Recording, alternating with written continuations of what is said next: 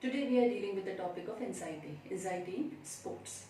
Anxiety is a negative emotional state that is either characterized by or associated with feelings of nervousness, apprehension or the worry. This is the definition first, and the second definition is anxiety is a negative aspect of stress and it includes irrational thoughts and fear of failure.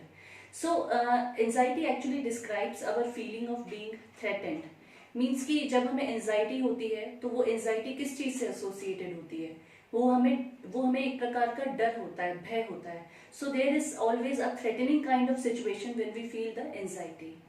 So what kind of threat we are facing? Threat of physical harm, कि आपको कोई physically harm करने वाला है, that is the threat of physical harm. Threat to self esteem, आपकी self esteem के ऊपर कोई संकट है. Threat of letting other people down, आप किसी और को या कोई और आपको डाउन करना चाह रहा है. तो ये सारे जो भय हैं, इन सभी के सभी स्ट्रेसेस से हमें, ये सारी चीजें जो थ्रेट की हैं, ये हमें स्ट्रेस देती हैं, ये हमें एंजाइटी प्रोड्यूस करती हैं. तो threat for fear of being punished also is one of the reason behind the anxiety. तो जब हम कंपटीशन में पार्टिसिपेट करते हैं तो थ्रेट हमारे लिए किस किस फॉर्म में होता है कि हम उस कंपटीशन में कहीं फेल ना हो जाएं, हम उस कंपटीशन में कहीं हार ना जाएं, कहीं हमारे कोच या हमारे फैमिली मेंबर्स हमारी परफॉर्मेंस को देखकर उन्हें आघात ना लगे या इतनी बुरी परफॉर्मेंस ना हो कि हम उससे खुद ही उभर ना पाएं. तो ये सारी चीजें जो है ये एंजाइटी प्रोड्यूस करती हैं. So when an athletes performance suffers in an important event, it is because of too much worry about the outcome. जो मैंने अभी कहा कि टू मच वरी अगर रहेगी आउटकम की, टू मच टेंशन रहेगी अगर आउटकम की, तो एंजाइटी होती है और उसकी वजह से आपकी स्पोर्ट्स पर्सन की ओवरऑल परफॉर्मेंस जो है अफेक्ट होती है. So it is being solely concerned with winning causes and increases in the anxiety, and this definition is stated by T. Orlick, Psyching for Sports. It is a mental training for athletes. This is a book written by him. Let us come towards the types of anxiety. There are basically two types of anxieties: trait anxiety and state anxiety. But state anxiety is further classified, and there is also a third form of anxiety known as the competitive anxiety that is used in the sports scenario. Let us discuss about the trait anxiety first. Trait anxiety is a general disposition to perceive certain situations as a threatening, and trait anxiety is a part of personality actually, and it is relatively stable. तो trait anxiety जो है ये हमारी personality का भाग है और यह टाइप की जो एंजाइटी है ये सभी के अंदर होती है और ये काफी हद तक स्टेबल फॉर्म ऑफ एंजाइटी है. Trait anxiety determines the degree of state anxiety and it is experienced in any given situation. So आपकी जो ट्रेट एंजाइटी है ये आपकी स्टेट एंजाइटी को बताती है कि ये किसी व्यक्ति के अंदर किस डिग्री तक, किस हद तक जो है स्टेट एंजाइटी प्रेजेंट रहेगी. So trait anxiety is a genetic concept. Now the state anxiety, it is a person's immediate condition of anxiety in any one situation. It is usually a temporarily emotional response to a situation that is perceived as threatening. Most of us suffer from the state anxiety because we feel anxiety at a particular condition, at a particular situation. So therefore state anxiety is actually situational anxiety which comes under a particular situations. Any kind of threatening situation a person is facing, at that time the state anxiety occurs. But state anxiety is affected by the trait anxiety. So there is positive correlation between the trait anxiety and the state anxiety. Here is the example of trait anxiety as we have discussed earlier. This is the anxiety in which the individual is feeling threatened in almost all situations. So here the example is given of the two rugby players of equal skills when they put under a situation, pressurized situation in which they have to goal in the last minute. At that time one person will think or perceive anxiety as at that time he will perceive the kick as a overly threatening, and he will not experience any more state anxiety than expected. So there will be the low state anxiety at that time. He doesn't perceive kick as any kind of threatening situation. And when we talk about the high trait anxiety, in that condition the other individual will be seeing that particular situation in a dramatic way, and he will be feeling at that particular situation as a very much high threatening situation. Now here is the example of the state anxiety, and this I have already said that this anxiety is faced under a particular situation. So here we are taking an example of the basketball player. For example, a particular match is going on. एक basketball player है, वो एक match में उतरने जा रहा है. तो there will be three conditions. एक होगी प्री कंपटीशन वाली कंडीशन, जिसमें वो मैच खेलने से पहले, उसके अंदर मैच खेलने से पहले बहुत ही ज्यादा एलिवेटेड लेवल ऑफ नर्व्स होंगी. He will be feeling very much anxious at that time. What will happen during the match? But when the match starts during the match, there will be lower level of anxiety. He will not be feeling any kind of pressure or any kind of anxiety at that time. He will be fully in the flow of the match. But when the term comes, when the situation comes, when he has to do the three free throws after a penalty, at that time he will face an extremely high level of anxiety. So then you have seen that there will be the fluctuating graph of the anxiety. At a particular point he will be facing it high, at a particular point he will be facing it low.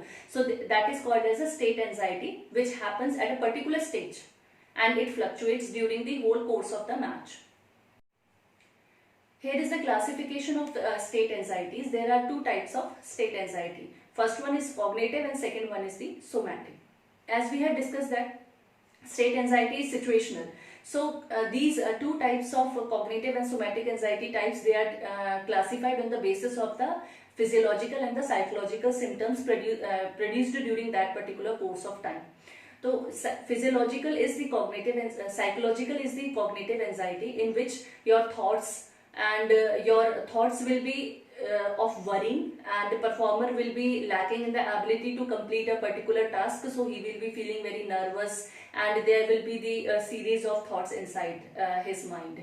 And therefore the cognitive anxiety is the thought component of anxiety. It is associated with worry, apprehension and the fear of negative evaluation of the performances. So the person will be negatively evaluating his performance. He will be thinking that he will not be able to perform well in the particular competition. He will be having all kind of negative thoughts in the mind.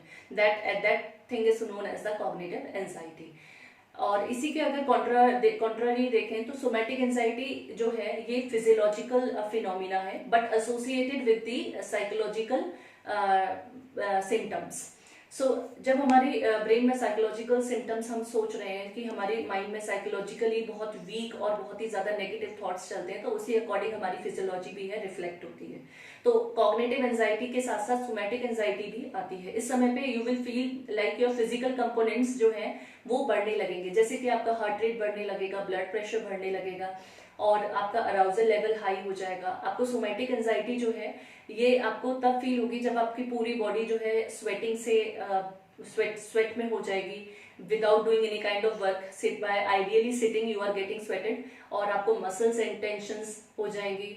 तो इस तरीके से आपकी जब ये physiological symptoms दिखने शुरू होते हैं तो इसको सोमैटिक एंजाइटी कहा जाता है. तो ये दोनों प्रकार की एंजाइटीज जो है ये एक तो साइकोलॉजिकल सिम्टम्स की बेस पर है और दूसरी फिजियोलॉजिकल सिम्टम्स की बेस पर है.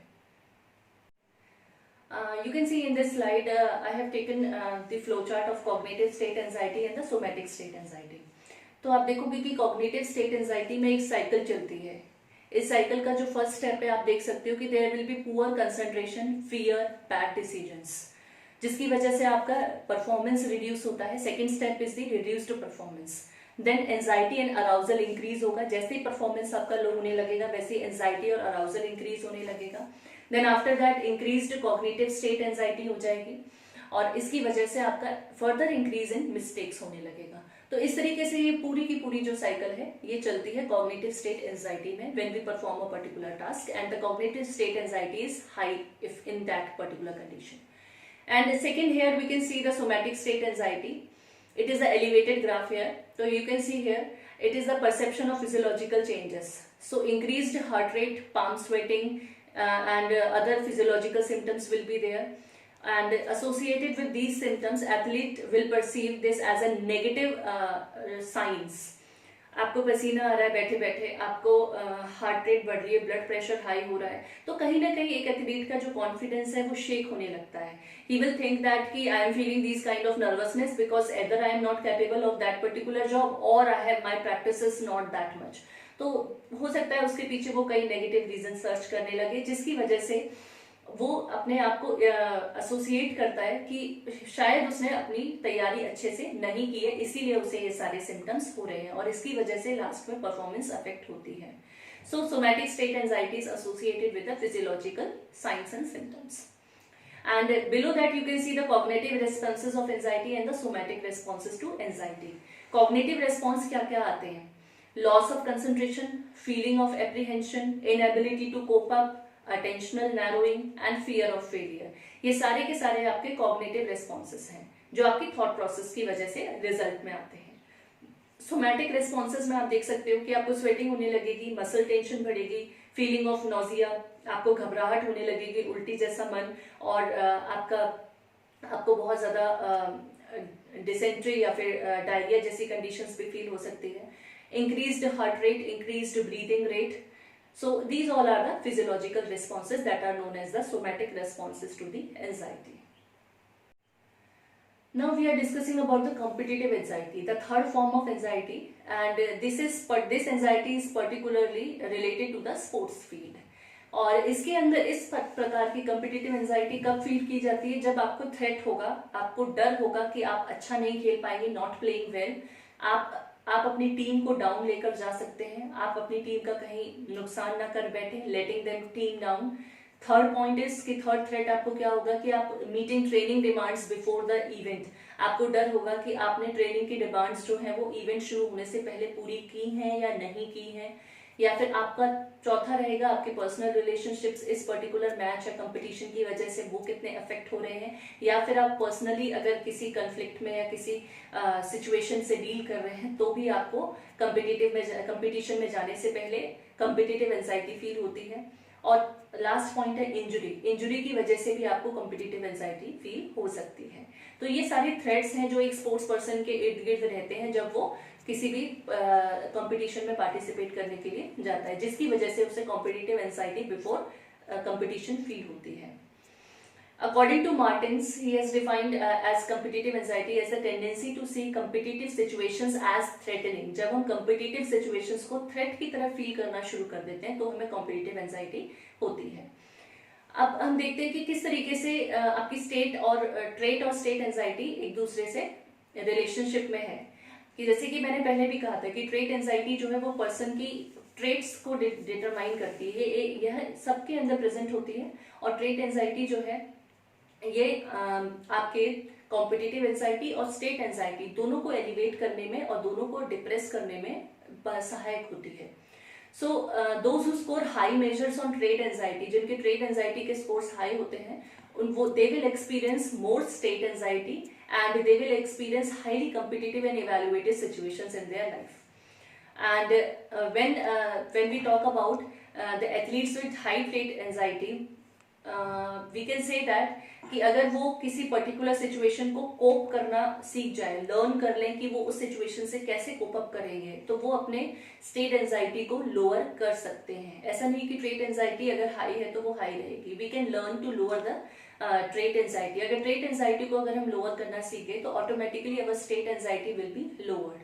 सो knowledge of a person's level of trait anxiety will enable a prediction to be made about how they will react to competitions, how they will react to being assessed and in the threatening condition. So it is very important to know about the level of trait anxiety before state and the competitive anxiety assumption. Negative effects of anxiety on sports performance. जैसे कि हम बात कर रहे थे कि anxiety जो है ये हमारी फियर को डिनोट करती है कि हमें किसी भी सिचुएशन से कितना हद तक फियर है. तो ये कहीं ना कहीं नेगेटिव इफेक्ट जो है वो हमारी स्पोर्ट्स परफॉर्मेंस पर डालती है, इसीलिए हम इसे एंजाइटी इन स्पोर्ट्स को डील कर रहे हैं. तो ये हम anxiety is seen as a negative mental state that is a negative aspect of the stress. तो जैसे कि इसमें स्ट्रेट लिखा हुआ है कि एंजाइटी जो है ये नेगेटिव एस्पेक्ट होता है स्ट्रेस का. जिस तरीके से स्ट्रेस के बारे में हमने पढ़ा था कि यूस्ट्रेस होता है, डिस्ट्रेस होता है, एक पॉजिटिव है एक नेगेटिव है, उसी तरीके से एंजाइटी जो है वो नेगेटिव स्ट्रेस का पार्ट माना जाता है कि एंजाइटी जो है वो नेगेटिव एस्पेक्ट है स्ट्रेस का. तो हमारी जब फॉर एग्जांपल हम लेते हैं कि जब हम स्पोर्ट्स में खेलते हैं तो उसमें हमें डिफरेंट काइंड ऑफ स्पोर्ट्स हैं बहुत सारे जिसमें बहुत हाई लेवल ऑफ कंसंट्रेशन की जरूरत होती है. जैसे कि स्नूकर में देख लीजिए आप, आर्चरी देख लीजिए, शूटिंग देख लीजिए, तो उसमें बहुत ज्यादा आपको हाई लेवल ऑफ कंसंट्रेशन की आवश्यकता होती है. तो उस समय पे एंजाइटी अगर आपकी बढ़ जाती है तो उसका नेगेटिव इम्पैक्ट ये पड़ता है कि वो आपकी परफॉर्मेंस को डिक्रीज करती है, क्योंकि एंजाइटी की वजह से आपका कंसंट्रेशन रिड्यूस होता है और अल्टीमेटली आपका अटेंशन उस पर्टिकुलर स्किल पर, उस पर्टिकुलर इवेंट पर धीरे धीरे कम होने लगता है, जिसकी वजह से ओवरऑल परफॉर्मेंस आपकी अफेक्ट होती है, जहाँ पे बहुत ज्यादा हाई कंसंट्रेशन की जरूरत है जिन गेम्स में। और इसी तरीके से एक और एग्जांपल लेते हैं कि जैसे कि अगर आप ग्रॉस मोटर स्किल्स की बात करोगे, जैसे कि आप किकिंग अ बॉल कर रहे हो, ये ग्रॉस मोटर स्किल्स है, बड़ी बड़ी स्किल्स है, जैसे किक मारना, ये सब करना। इन सब में नेगेटिव इम्पैक्ट क्या पड़ता है कि इनमें अगर आपका एंजाइटी लेवल हाई होगा तो एंजाइटी की वजह से आपका पुअर कोऑर्डिनेशन होगा, तो आपका आई लेग कोऑर्डिनेशन, आई हैंड कोऑर्डिनेशन बहुत पुअर हो जाता है, जिसकी वजह से आपका जो कंसंट्रेशन है वो फ्रीज हो जाएगा या फिर नॉट सो गुड बचेगा। तो इसकी वजह से आपका अल्टीमेटली परफॉर्मेंस जो है वो नेगेटिवली इफेक्ट होता है। Now what are the positive effects of anxiety in sports performance? ऐसा नहीं कि इस खाली नेगेटिव भी होती है, there is a positive amount of anxiety is required for the optimum level of performance। तो हमें अगर हाई परफॉर्मेंस लानी है तो ऑप्टिमम एंजाइटी की भी जरूरत होती है। तो इसीलिए एंजाइटी में क्या होता है, एंजाइटी आपका जब ब्लड फ्लो इंक्रीज कर रही है, breathing rate, respiratory rate increase कर रही है, हार्ट रेट इंक्रीज कर रही है, तो ये जो सारे जो फिजियोलॉजिकल पैरामीटर्स आपके इंक्रीज होते हैं, तो इनकी वजह से आपका blood supply in the body increases, जो आपकी वर्किंग मसल्स हैं उनके लिए ब्लड सप्लाई बढ़ जाता है। तो इसे कई हद तक पॉजिटिव भी माना जाता है। कुछ अमाउंट में एंजाइटी होना आपके ओवरऑल बॉडी के सर्कुलेशन के लिए बहुत ज्यादा इंपॉर्टेंट है। बट इसका नेगेटिव मेंटल स्टेट भी बहुत बड़ा फैक्टर है, जिसलिए हम इसे बार बार पढ़ते हैं कि अगर हम कॉन्स्टेंटली किसी भी इवेंट के बारे में सोचते रहेंगे, उसके बारे में चिंता करते रहेंगे कि उस इवेंट में क्या होगा, उस इवेंट में हमारे सक्सेस का कितना सिनेरियो है, उसका जो रिजल्ट है वो हमारा कैसा जाएगा, तो ये सारी बार बार चिंता करने से, लूजिंग की चिंता करने से आपका सेल्फ कॉन्फिडेंस गिर जाता है, और सेल्फ कॉन्फिडेंस गिरने की वजह से आपकी जीतने की संभावनाएं भी कम हो जाती हैं। तो इसीलिए इसे नेगेटिव मेंटल स्टेट कहा जाता है कि अगर ये एंजाइटी बढ़ जाती है तो ये आपके ये नेगेटिव मेंटल स्टेट को डिनोट करती है, क्योंकि इसकी वजह से आपका कॉन्फिडेंस ऑफ पार्टिसिपेशन डिक्रीज होने लगता है, और इसी की वजह से आपका नर्वसनेस बढ़ जाएगा, और आपकी नर्वसनेस बढ़ने की वजह से lack of you can say the lack of again the confidence and the lack of concentration, attention will be the results. So once you start worrying about the losing, then you will focus on it, which means the likelihood of happening that situation is increasing. In this slide, I have listed down the questionnaires which are mainly used for measuring the anxieties. First one is the SCAT, that is the Sports Competitive Anxiety questionnaire, and it was established in 1977, and it measures the emotional and physiological responses to stress in the competitive situation. Next questionnaire is the Spielberg's State Trait Anxiety Inventory, STAI. It was established in 1970, and it measures the emotional and physiological responses to stress in general and specific situations. So and the last one is the Competitive State Anxiety Inventory 2, CSAI. It was established in 1990, and it measures the emotional and the physiological responses to stress in the competitive situation. It was a modified version of SCAT, and these are the few questionnaires I have mentioned here, and you can search these questionnaires in detail and see the items which are written in it, and you can use any of them which is required to measure anxiety in your perspective. Thank you.